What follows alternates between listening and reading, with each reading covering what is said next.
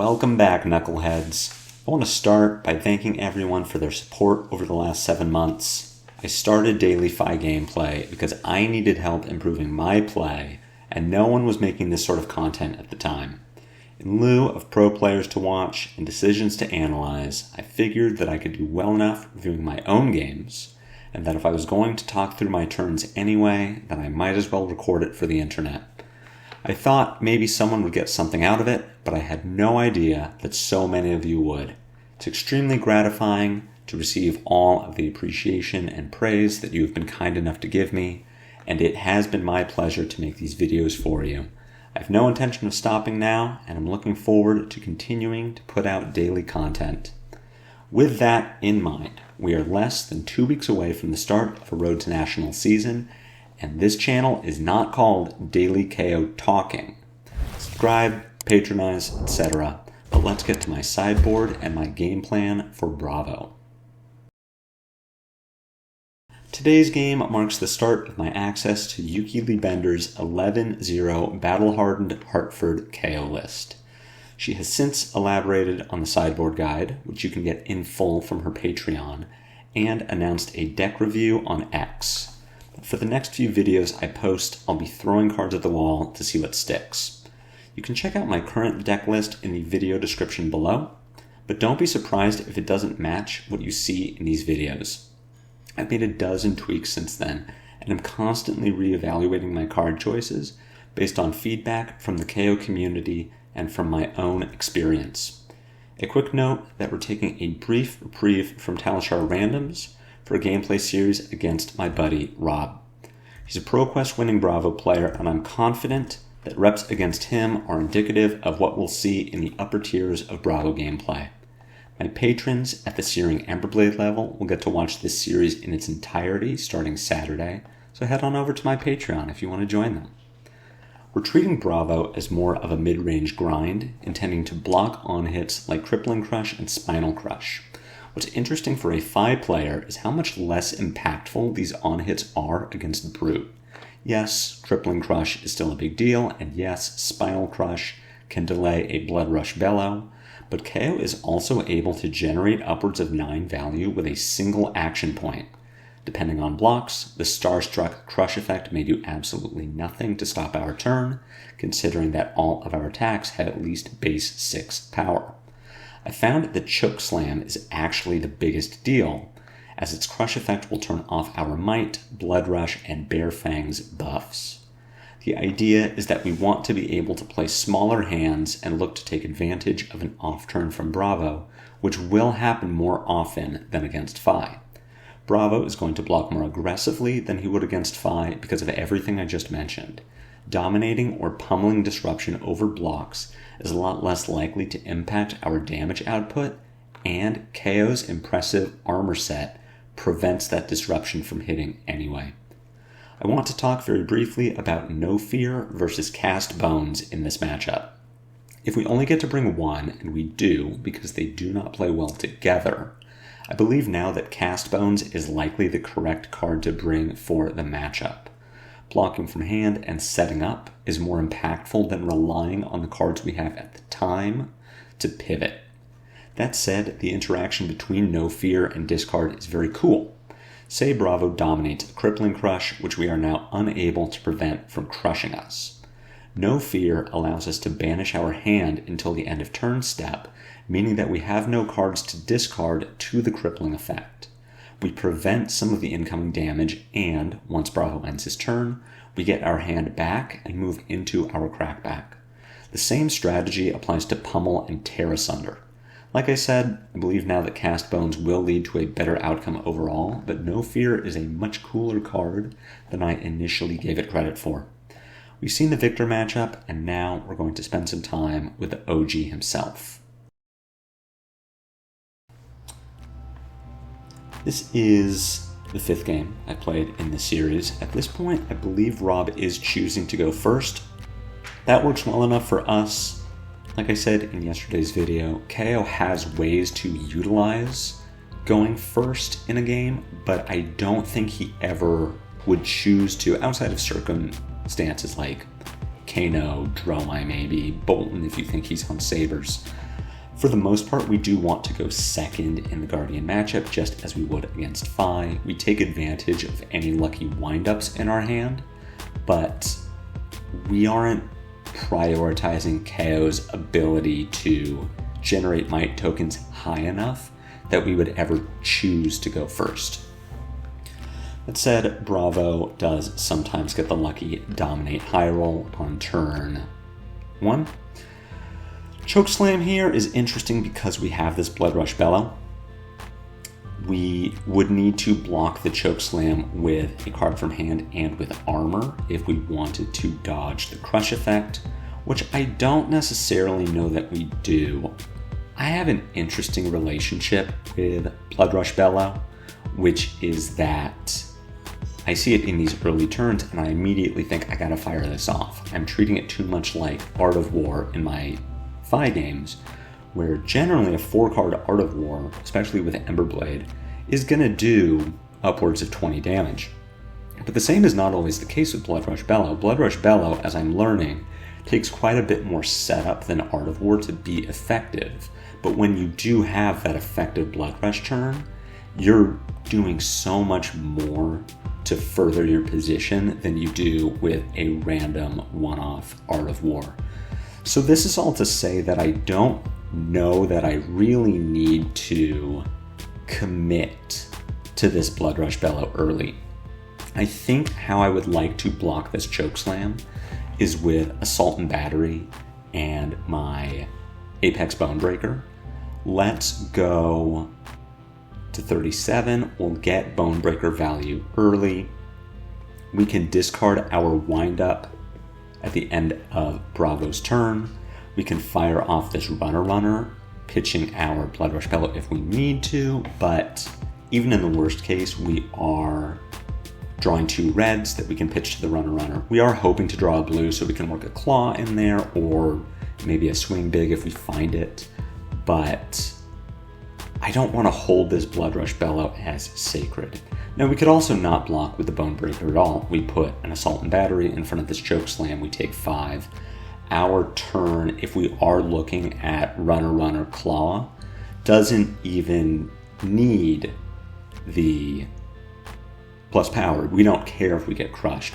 So if I'm taking this line now, I actually believe we should save our Bonebreaker. Getting our armor value early is cool, especially when we get a might token, but we aren't planning to buff power this turn, or at least we shouldn't be. We should be planning to save our Bloodrush Bellow. So we are perfectly content to just take 5, get crushed, save some armor for a more impactful turn later. We draw into some poo-poo. There isn't a ton we can do with this hand, honestly. We would like to Runner, pitching our probably Bloodrush Bellow to get the agility token. We can then arsenal our No Fear to play around Crippling Crush, as I mentioned, or maybe CNC Pummel. We would have really liked to draw a blue here so that we could work a Claw into this turn and arsenal our Bloodrush Bellow, but I really don't think we should be looking to save it here. So I do think this line makes sense, but is ultimately a mistake. I would feel better having a No Fear in arsenal, a Savage Feast in hand to use the agility token, and we could hold on to our No Fear for a Crippling Crush. We have our Bloodrush Bellow here, so I am pretty okay to take this damage. I think what we could possibly do here is probably just take 8, honestly. Go to 29 on our turn. We fire off a Pack Hunt. Pack Hunt has Go Again. We intimidate a card away from Bravo. We can then pitch our Agile Windup to the Claw. We could also discard the Agile Windup to its own effect and pitch No Fear into Claw. We're still keeping that agility token. We have our Blood Rush Bellow in arsenal. Our Tunic is going to tick up to 3 on our next turn. So I think taking this damage is fine. What I dislike doing this. What I am going to do here is fire off the Blood Rush Bellow, which I hate doing. We have 4 cards instead of 5. We don't have a Tunic online. I feel like this is the FaB player in me saying we got to get our value now, and really being punished for it because we draw into 2 blues when we don't need the resources. This is just generally not a good hand. We can claw, we can pitch Pack Hunt for agile windup and arsenal and reckless swing. Just generally this was not good. This was a bad situation. Our Blood Rush Bellow is going to get 13 value. 13 value, 4-card hand, leaving an arsenal is above rate. We effectively got over 4 points of value per card, but you see these Kayo games where they're getting just massive value per turn at the end of the game, and this sort of play is not how we get there. Now we get chokeslammed, which we could easily cover with armor if we had a reason to do so. We don't, so we'll block from hand here. But imagine we had that Blood Rush Bellow in arsenal. This hand is incredible. Imagine maybe we also had agility. For our Savage Feast, we have our Tunic, so we could play Blood Rush from arsenal without pitching our blue, which increases our chances of keeping the Savage Feast. This turn could have been way better than it actually is if we had just waited to fire off our Blood Rush. Instead, we can certainly block better, but we are not doing nearly as well as we could have been. So we have a Reckless Swing in arsenal. We don't need to use it this turn. I would like to cover the Chokeslam damage. I would like to get value from my Might token. So what I might want to do here is block Chokeslam with Savage Feast and Scabskins. We take 3, we go to 31 on our turn. We can pitch our blue to Assault and Battery, discard our Pack Hunt, set up an agility for our next turn. An alternate line would just be to block Chokeslam for 6 with Savage Feast and Assault and Battery. On our turn, we Pack Hunt. We don't set up an agility this way, but we take less damage, we preserve armor, and we are not setting ourselves up to not use our Reckless Swing. If we have an agility token, we are incentivized to keep 4 cards so that we can get the most use out of something like Bare Fangs opening into pulping into claw. We then have this Reckless Swing in arsenal that just is stuck. So I actually like blocking this for 6 with our Assault and Battery and Savage Feast. We Pack Hunt. We hopefully get some damage onto Bravo when he doesn't have cards to block, the right cards to block with. Hopefully we stick him with some reds and intimidate away his blues. And just wait. We're maximizing damage with this line, sending Assault and Battery for 8 instead of Pack Hunt for 7. I'm not sure which is better, honestly. I do think that the Intimidate on Pack Hunt might be worth giving up that extra point of damage. Certainly better if we get this one of Bravo's blues, leave him with this CNC, and now he needs to decide how to block. For the CNC, this is a pretty easy decision. Although I suppose it isn't. I suppose we should actually be blocking this with our Wrecker Romp instead of our Beast Within. On our turn, we will get to pitch this Wrecker Romp or Reckless Swing to Claw for 3. If we kept the Beast Within instead of the Wrecker Romp, we could go for 6. Honestly, the best line here is probably blocking with Wrecker Romp and Beast Within and attacking with Clash. We lose a point of damage that way, but we don't open ourselves up to giving Bravo agility. We really don't want to do that. Clash should absolutely not be in this matchup. And with this block, even if we get the agility, we don't have a way to use it. So we should be blocking this with Beast Within and Wrecker Romp. We cover our 6 either way, but this is definitely a damage leak, and we see that we give Bravo agility and Spinal Crush, which is not good. I wonder too if I just forgot that Wrecker Romp has a mandatory discard as an additional cost, so we can't even pitch our Reckless Swing for 6. Just puts us in a bad spot.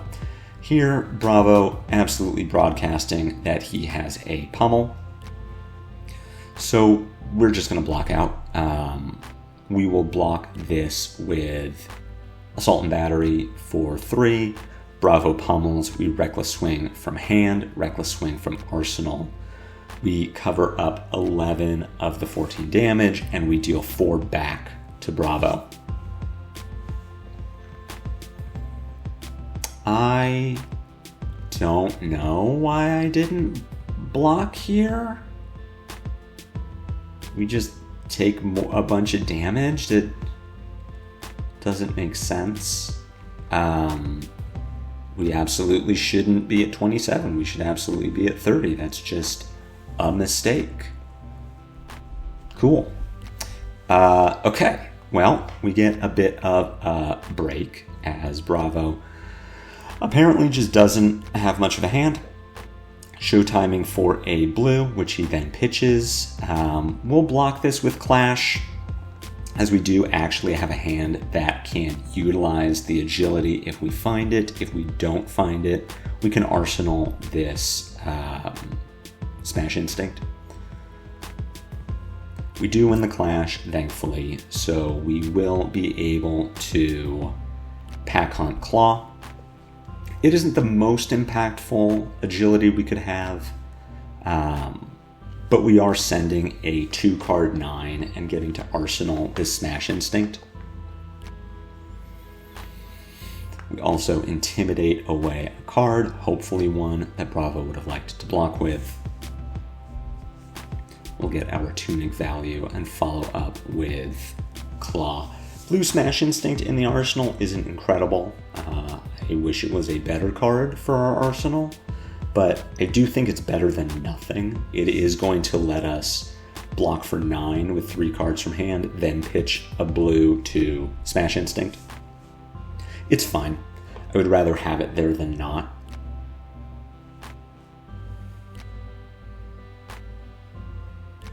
Bravo coming for 5 with Go again. We can kind of expect a hammer to follow this.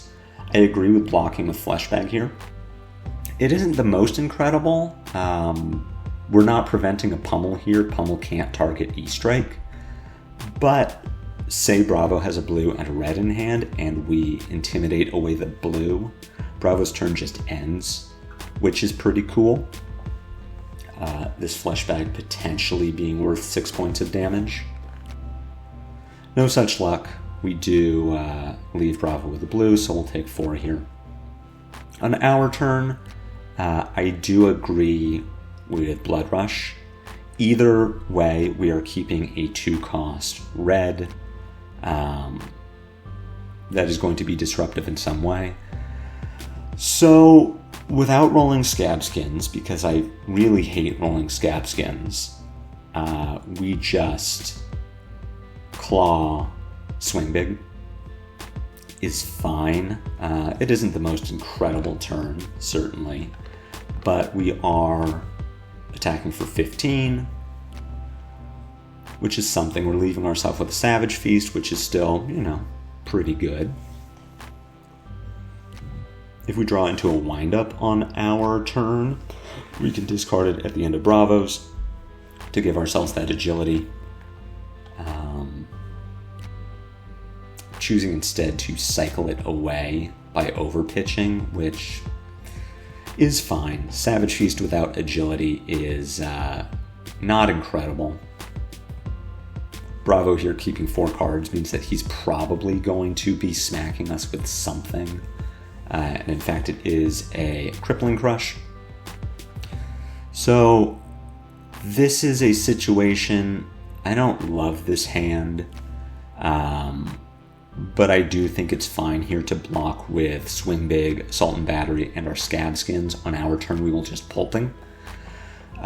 6 damage going to Bravo. The go again is not really relevant. We won't have resources to pay for a Claw, but if we catch Bravo without AD React, then we potentially just get 3 damage on him if he chooses not to block with armor. There just really isn't an alternate plan here. Based on how Pulping doesn't block, we can't exactly block with it and keep a Swing Big, although that would be nice. Catching a lucky break in that we draw a second Beast Within, which we then discard to the Pulping to draw into a blue. At this point, we are going to send our Smash Instinct just to clear it out of Arsenal and make sure that we are getting our full value by pitching this blue. I don't really have a consideration for discarding the Wind-Up here to make the agility. We don't know what Bravo's throwing at us. It would have worked out. This would have just been a Command and Conquer.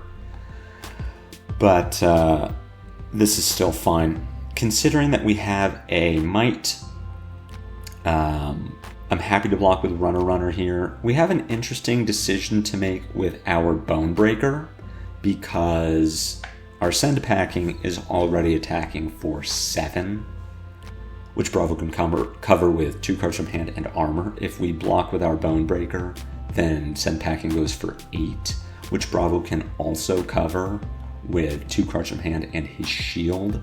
I might not be considering that Bravo has shield here when I block with Bonebreaker.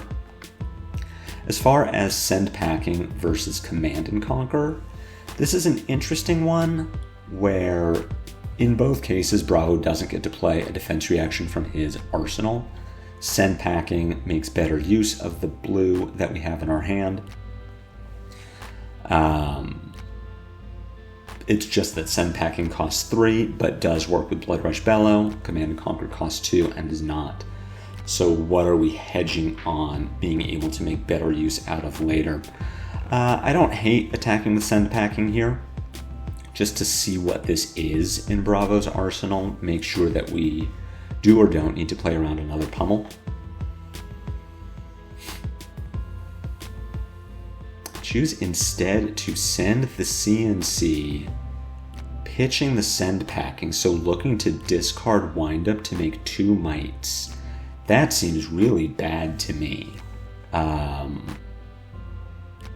Imagining if we had a CNC in Arsenal, this turn becomes a lot better, where we could discard Wind-Up at the end of Bravo's turn. Yeah, we would take 4 here. We discard Wind-Up at the end of Bravo's turn and get to CNC Swing Big. Oh my goodness, I forgot about that line. That's terrible.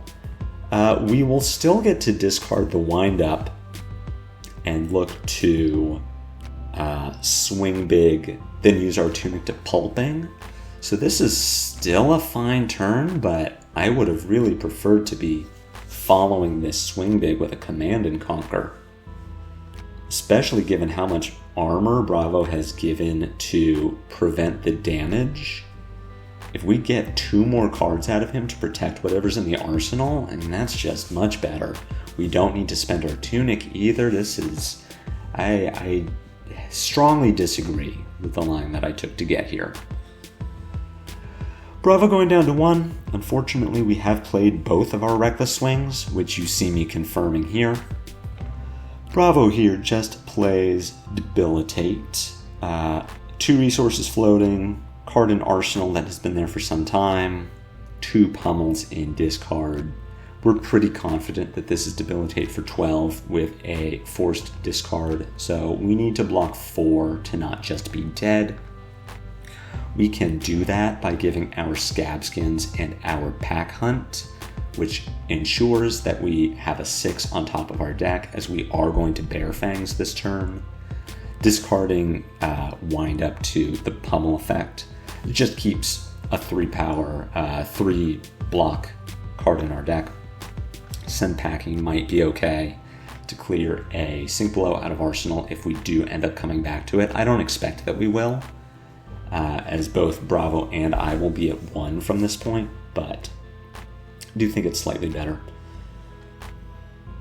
This is not a great position for us to be in, but we have not navigated this game well enough to put ourselves into a good position. A lot of value leaks over the course of this game, both systemic from me, just part of the learning curve, and also really boneheaded decisions.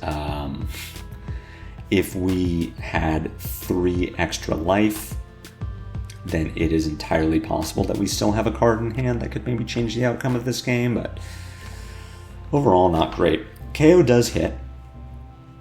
Bear Fangs only coming for 7 because of the debilitate effect, but we are going to get cards from Bravo, which is still really good.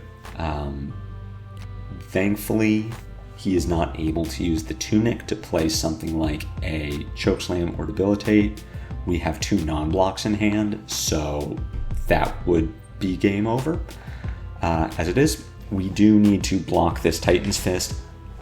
I waffled a lot on this decision. I cut all of that out of this video, weirdly not realizing that there is only one way to block this, where I don't die and can also return damage, which is to give Tunic and Assault and Battery. We stay at 1. We are going to Pulping on our turn and just pray that this card in Bravo's hand, soon to be Arsenal, is not a Sink Below. We're also praying that we hit a 6 off the top of our deck, or that we discard this Bear Fangs. We're very lucky with the Pulping, as we do draw a miss. We draw this last Blood Rush Bellow, but thankfully discard the Bear Fangs, which is going to give the Pulping Dominate. And at this point, we are getting the good game from Rob.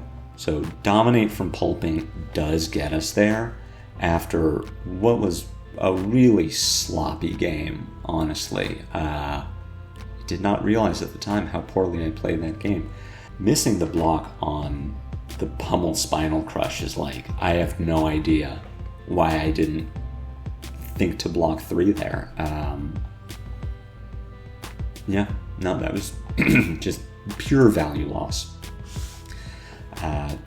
I said that we did play 5 games in this series. I won 3 of them, and all of them were this close. All of them came down to just micro decisions at the end of the game. The other 2 games were won with Reckless Swing, which works, it's cool. Reckless Swing does lethal damage, but getting down to that point where I've somehow maneuvered myself into this position where I almost need to cheese a win does feel like I have quite a ways to go on my KO journey. I do feel confident calling the KO Bravo matchup even for now, but I think I have a lot of room for growth as a KO player, which may lead me to a favored position. My biggest challenge is in learning how to properly set up massive turns. Yuki herself did compare KO to Fuseless Lexi, which I sadly have no experience with. I'm used to playing FaB hand to hand, which works for him, but does not work for KO. Our average turn value, as you can see, is fine, but I want it to be great, and that will come off the back of massive chain links with massive attacks. I hope you enjoyed this video. I hope you learned something from it. If you did, be sure to assault and batter that like button. My comments are always open for questions or feedback. If you haven't already done so, I would ask that you please subscribe to my YouTube. It's free, it helps me out a lot, but whether you do or don't, I will see you back here tomorrow for more daily KO gameplay. Until then, take care.